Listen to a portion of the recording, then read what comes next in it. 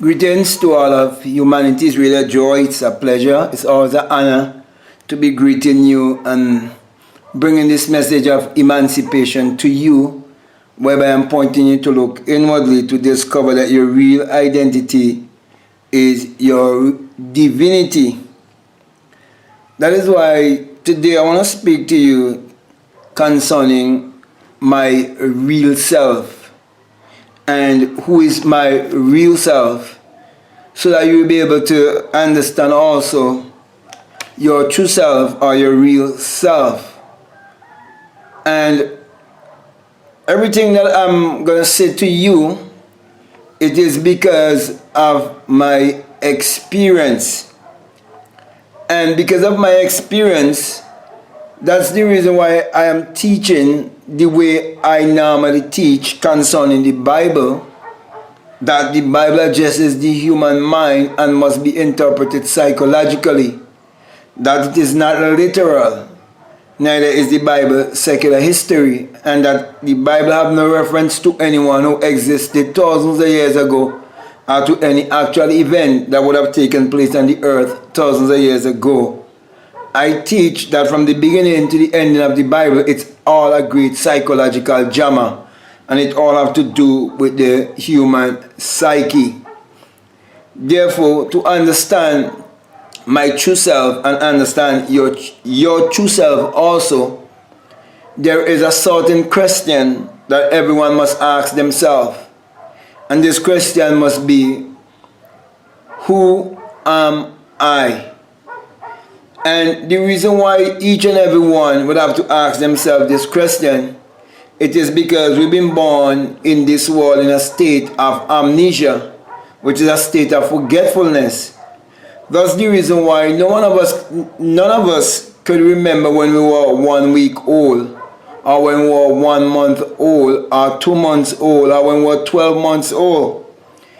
It's up to a certain point in our life that we can remember. The other, we just cannot remember. And so we are here seeking to know who we are. And as we grow, or we experience more and more cycles, we want to become more wiser and more intelligent of knowing exactly who we are and why we are here. Therefore, our early teachings was supposed to be based on looking inwardly. And this is stated in the Bible also, where it says that we were to seek first the kingdom of God and His righteousness. So there are certain things that were supposed to be done in our life from a very young age that was not done to us. So I will speak to you based on my experience here in the Caribbean.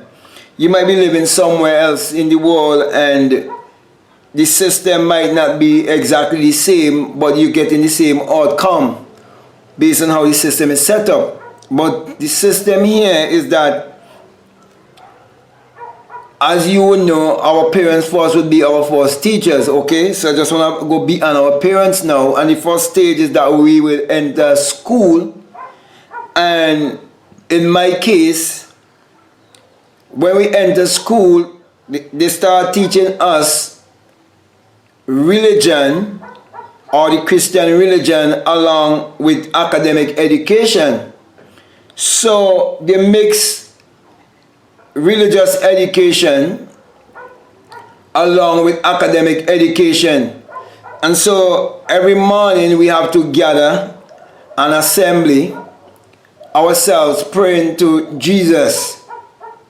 We do it in the morning, and then in the afternoon before lunch, we have to say prayers to Jesus before we have lunch. Then after we finish lunch and we get back in class, then you have to say prayers again. Then, when you're going to leave to go home, you have to say prayers also again to Jesus. So you've been raised to believe in a God outside of yourself. You've been raised to believe in the virgin birth and so on. And so from a very young age, you build up a belief system. And you're told not to question your belief system. So you are not to question your religious belief system that was taught to you from a very young age when you didn't know any better. Okay? Then, when it comes to the educational system, you're told that the key to life and the key to prosperity is to get good grades and then get a good job. And so we live in a world where so many people get caught up with loans from the bank to pursue their educational career. But when we look more closely, we realize that the books that we read in school, they were first imagined. They were first a thought. They were first an idea in someone's mind.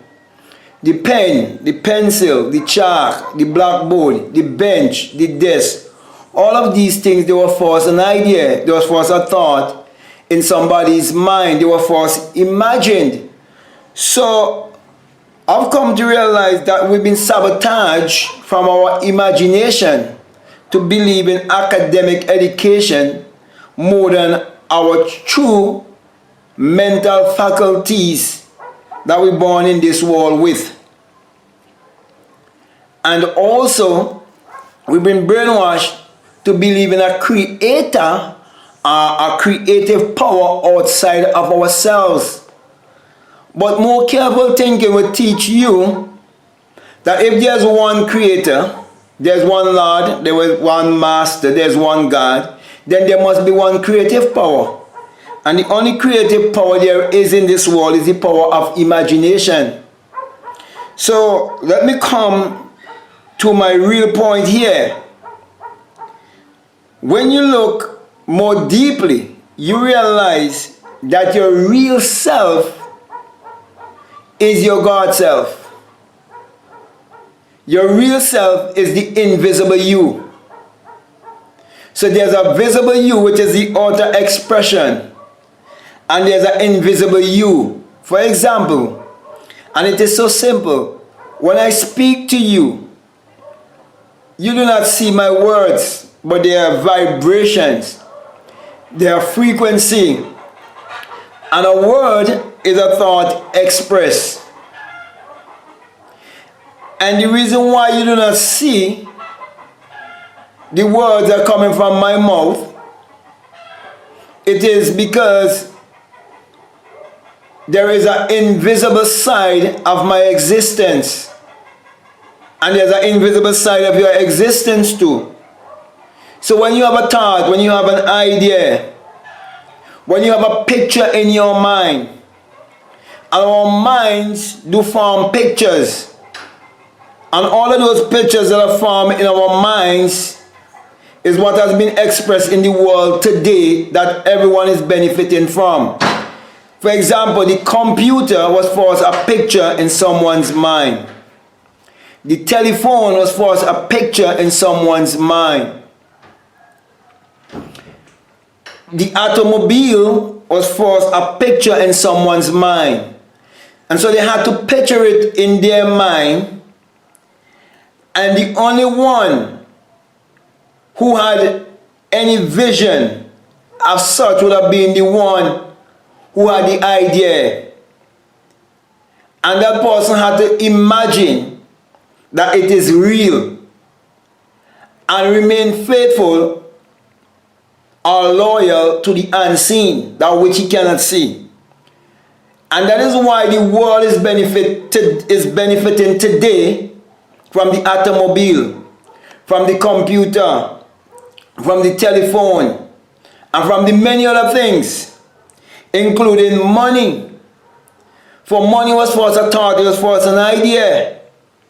And we all work for money, But the only thing they don't teach you in school about is money, because those who are teaching you in school, they're actually working for money and exchanging their time for money.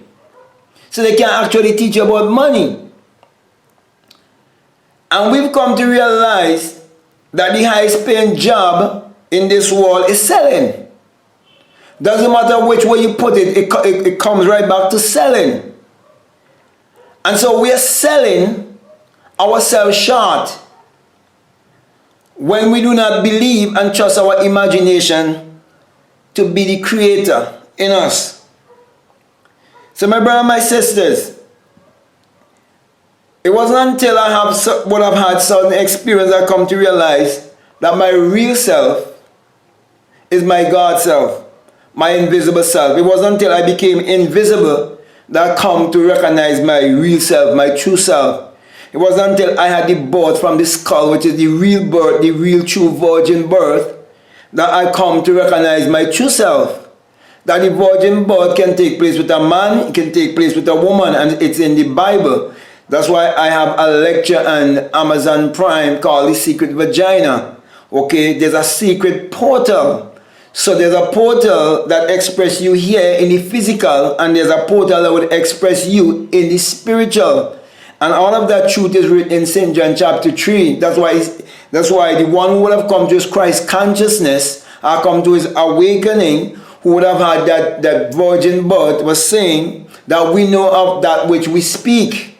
And the religious mindset, which is represented by Nicodemus, because Nicodemus is just a state of mind. It's not a man who been existed thousands of years ago. It's just a state of mind, which represents the religious state of mind. They are speaking things that they believe. You believe that which you do not know. But when you know something by experience,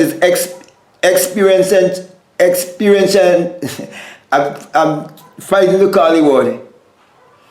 It is experiential. Okay? So you know things through experience. So your true self, which is your invisible self, wants to give you experiences that you will be able to discover your true essence. And that is why you're told in 2 Corinthians 13:5 to examine yourself, test yourself, see if you're in the faith or not. Then it said to you, don't you know your own self? That Jesus Christ is in you? If Jesus Christ is in you, in what form? If you say spirit, it means that he's in everyone, because everyone is a spirit having a human experience. And everything is spiritual, because everything comes from the invisible to the visible. There was a time when money was invisible, then it became visible. When it was invisible, it is when it was just a thought or an idea in someone's mind and it wasn't expressed as yet. The same thing with the computer, the same thing with the telephone, the same thing with the automobile, the same thing with the camera that I'm looking through. So my brothers and my sisters, it is very important for us to discover our real self. And in order to do that, the very first thing you have to do is learn to have more self-esteem. Embrace yourself. Love yourself. Look yourself in the mirror and speak positive things over your life. And accept that the name of God is I am. I am that I am. Which means I am whatever I believe myself to be. For as a man thinketh in his heart, so is he. And remember, you can never say I am and not referring to yourself. So whenever you say I am and affirm something positive, that is what you would read. But whenever you say I am and you affirm something negative, that is what you would receive also, because you're actually desecrating the name of God every time you say I am and you use a negative connotation. And so many religious people, they would say I am weak, they would say I am broke, they would say all of these things about themselves and live self-defeating prophecies. And then they turn around and speak negative prophecies towards the world. and want negative things to happen in the world to justify their belief system. But the people who are making this world a better place are the people who believe in themselves and who would work upon their ideas and the dreams and the goals to make this world a better place. They are the influencers. They are the creators. They are called inventors. They're called many names. But what I want to say is that the same power that is in these people is the same power that is in you. So all of us have a self, and our real self is God. That's why we have to see God in everyone and recognize that the self of man is God, for God and man are one. And that is why you're told that the fool says in his heart that there is no God, because they do not believe in themselves. They do not believe in the God self, and they're looking for God outside of themselves. But the wise know that you have to look for God or the creator within yourself, because it is your own thoughts that is creating your reality. It is your own thoughts that is creating your personality. For thoughts become things, and we become what we think about most of the time. So my brother and my sisters, when you understand your real self, you'll be able to control your thinking, and you will avoid idle speaking and foolish jesting. You will avoid things like gossiping, because you understand that we are all one. You understand the power of thoughts, and you would wish good on the behalf of everyone, because you understand that we are all God in flesh. You realize, nevertheless, we all gonna die like men, and death and life is actually the polar opposite. So you can't live, you can't die unless you live. And so a birth and a death is basically the same thing, but most people rejoice at the birth of a child and then they cry at the death of their loved one, because they do not understand that we can't actually die. We just transmute, because everything is energy, vibration and frequency, and we are mass of energy. And we can transmute and change form. You take some water and you put some water in a pot and you put it under a boiling under heat, it's gonna change form. You take the same water and you put it in something cold like a refrigerator, and it's gonna change form. It's all energy gonna change form. And then you can take the water and you can just drink it like that. It's the same thing with our thoughts.